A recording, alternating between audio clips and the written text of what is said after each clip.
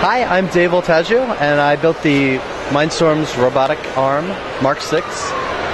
How does the arm work here? What all is the setup to make everything move? Well, it's actually pretty simple.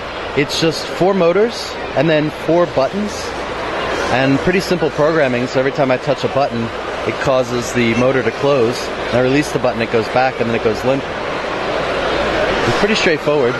You've got a phone there, so is that kind of what runs it all then? Nope, the phone is just for fun. Okay. My best friend's on the other side of the convention, so we've been texting back and forth, so can't miss a message, right?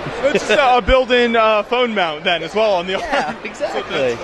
And you've also got some lighting in it, correct? Yeah, we did the World of Lights on Friday night, so we turned out all the lights, which is kind of cool, so I added some LEDs, and then this neat little light bar that I found at Target, just for fun, just to light it up.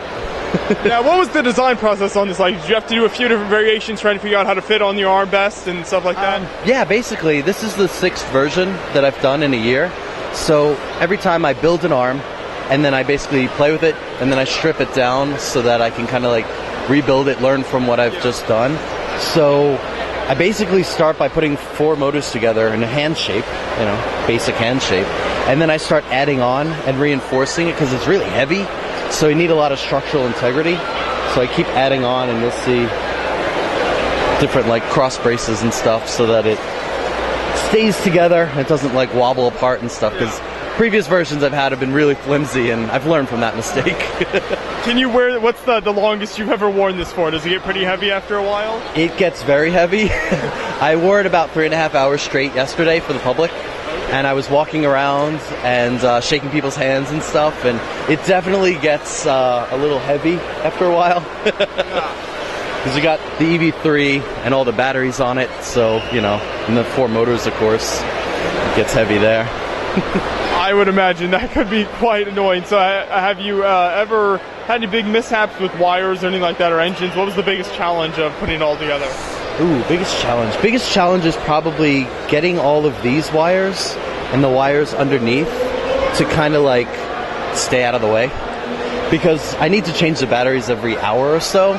So I need to be able to quickly pop them out and then pop the EV3 off and get the batteries in and out and then pop it back on. So keeping all this clean, well, I mean, it looks like a mess, but trying to keep it clean is very important there. Okay. Very cool. So are we going to see you in a full bodysuit next year? You know, I've got some plans. You know, I got a year till next BrickFair, right? I might be at a few other BrickFairs throughout this coming year. I do plan to keep reiterating. I've got some ideas for the Mark 7 coming up, so I've got some ideas going there.